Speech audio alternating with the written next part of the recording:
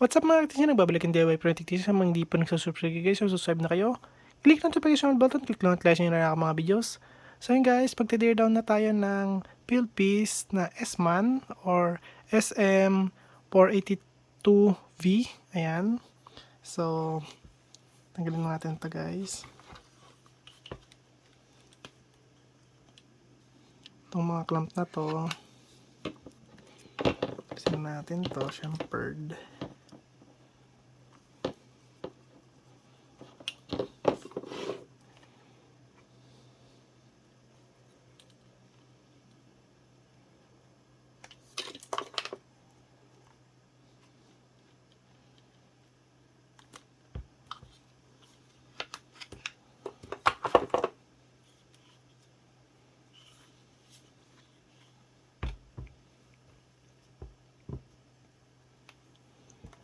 Tanggalin na natin yung mga ano yan guys. Ayan.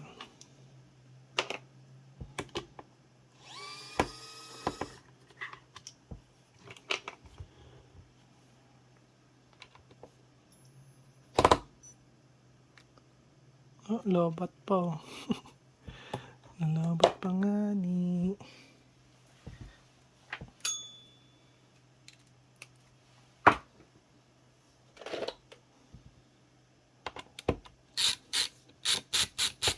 So, tanggalin ko lang to guys kasi haba video. So, tanggalin ko lang to. Yan.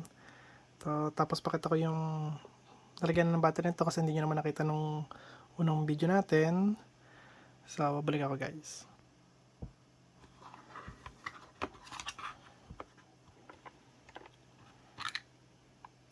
So, ayun yung battery niya guys. Toshiba.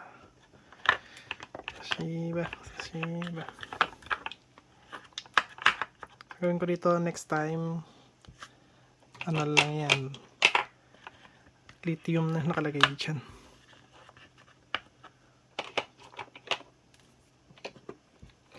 Kahit ano lang yung 2S na lithium.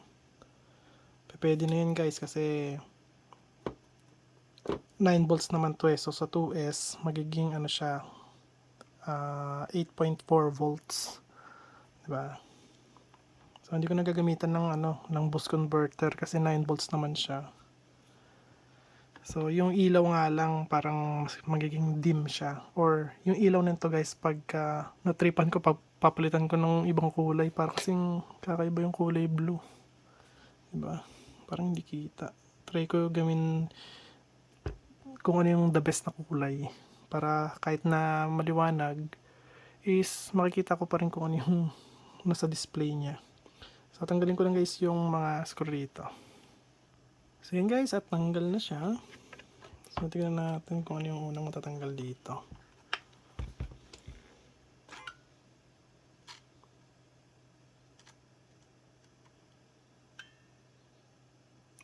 Okay. Astig nito guys. Balik namin, tanggalin natin to.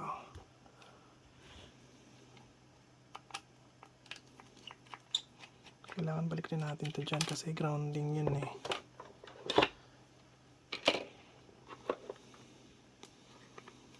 What the heck? Ang galing nito guys oh.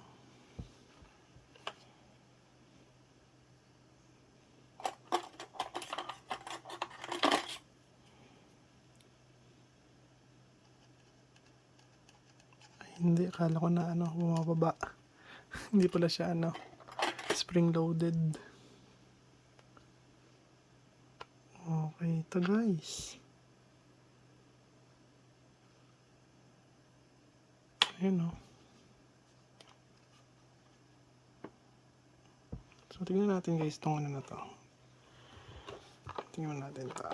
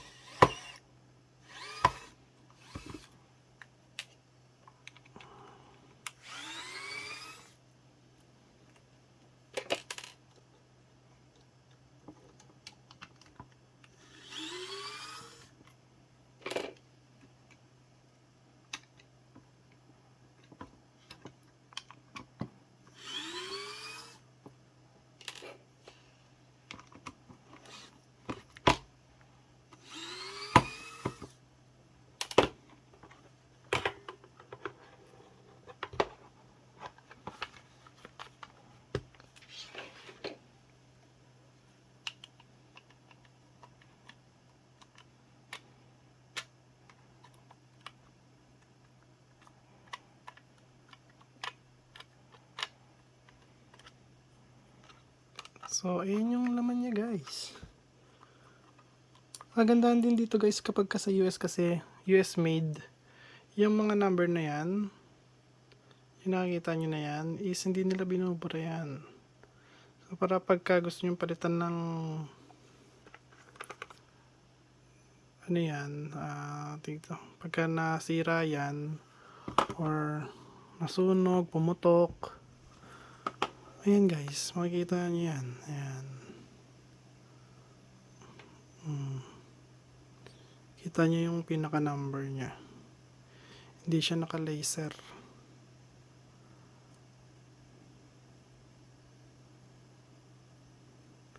So yung number ng IC, para may idea kayo guys kung anong IC yung ginamit. So hindi ko naman na to guys babalik. Dito na tayo sa may kabila, dito.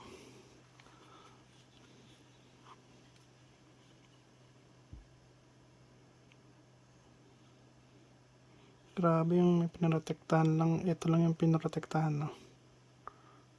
O, diba? Siya lang may silicone, oh.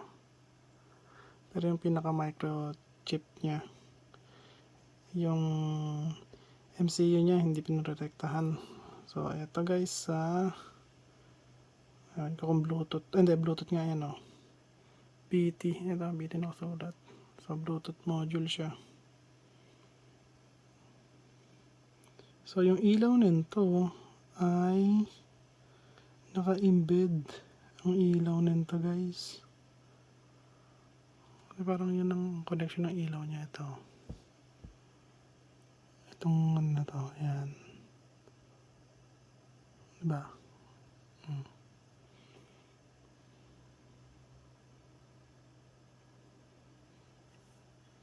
Ayan guys, ayan. Para may idea kayo na kung anong IC yung ginamit. Tapos naggamit din sila ng EEPROM. Ayan o. So ito ay ano to? 32. 2532. Tapos ito naman ay 25 128. Grabe, laki nito.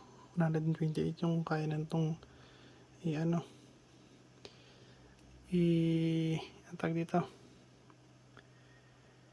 i-flash sa kanya guys. 128.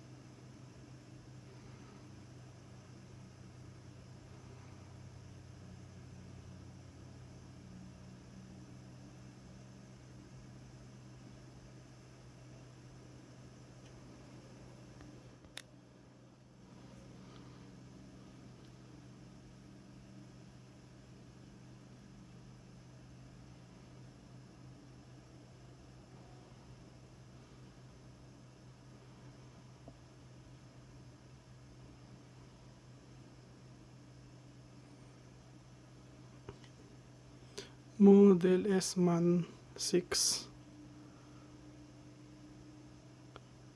So, pinoprogram to guys. Ayan na. program siya. Itong mahirap dito guys pagka nakaprogram yung lifespan nito. So, ibig sabihin meron siyang limit. Kunyari, after ilang beses mo siya nagamit, patay sindi, mga ganyan, or nagkaroon siya ng error. So, yan dito sa mga to. Nasa save. Tapos, may limit yon guys. Yun baka ganun ang nito. Sana wag naman. Kasi pagka ganun ang nangyari ay mahirap na guys i-repair.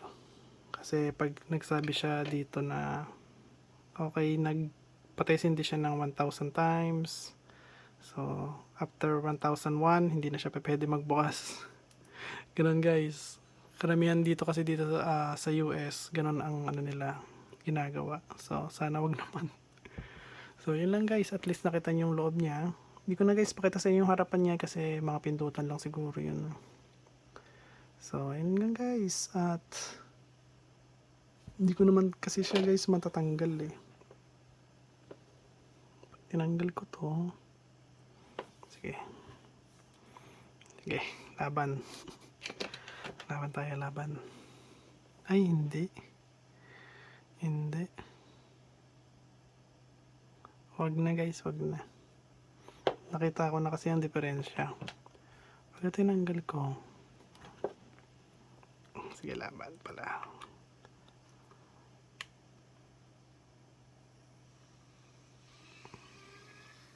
Dahan-dahan lang. Para sigurado.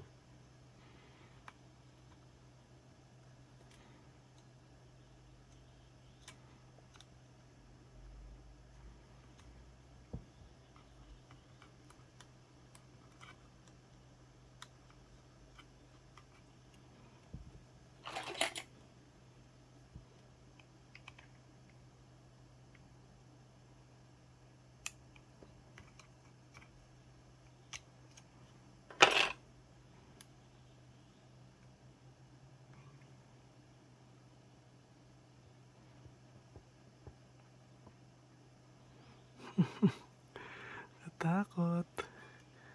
Hindi ko alam kung ano yung nalagay doon.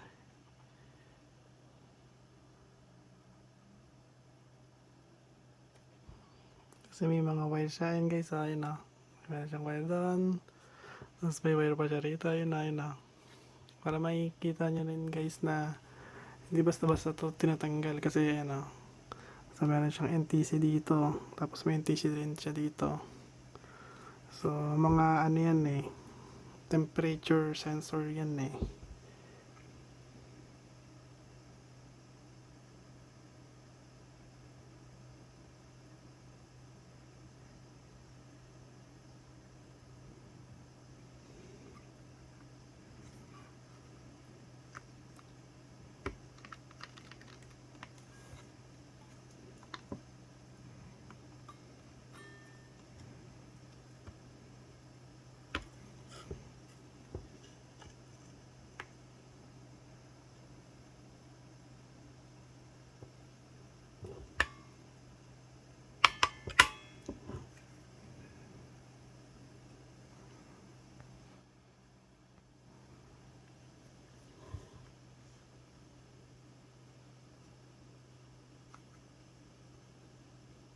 Kaya pala hindi matanggal.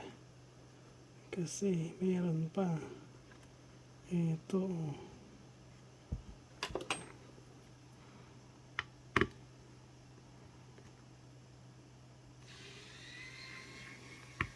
kayo mag-alala guys. Magang naman kamay ko sa mga ganitong bagay. Hindi ko yan pinapwersa kapag alam kong hindi talaga siya matatanggal. So ngayon, ayan na. Tanggal na siya.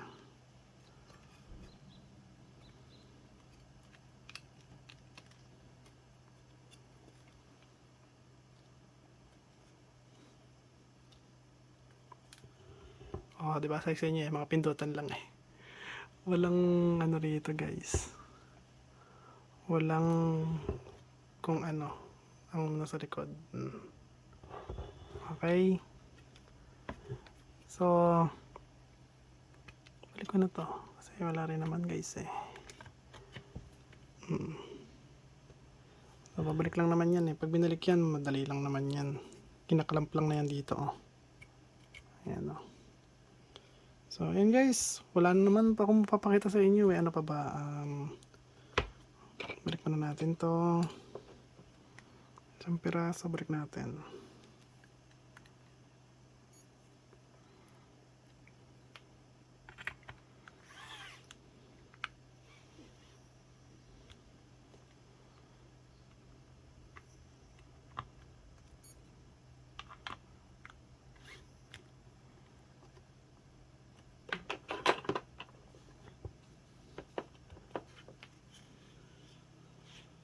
Ito para makita nyo kung ano yung loob nito guys. Ito.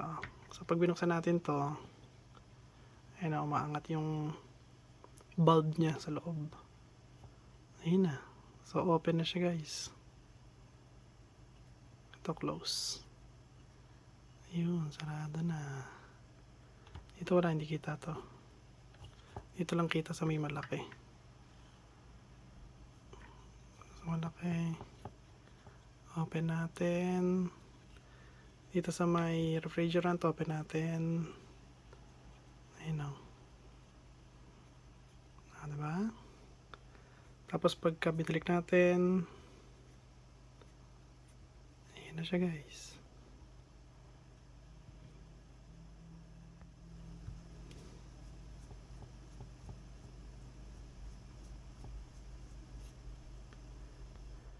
So, ayun lang guys. At kung nagustuhan nyo ang video ko, huwag kalimutan mag-like, share, subscribe. Click notification button. Click all guys. Bye. Peace.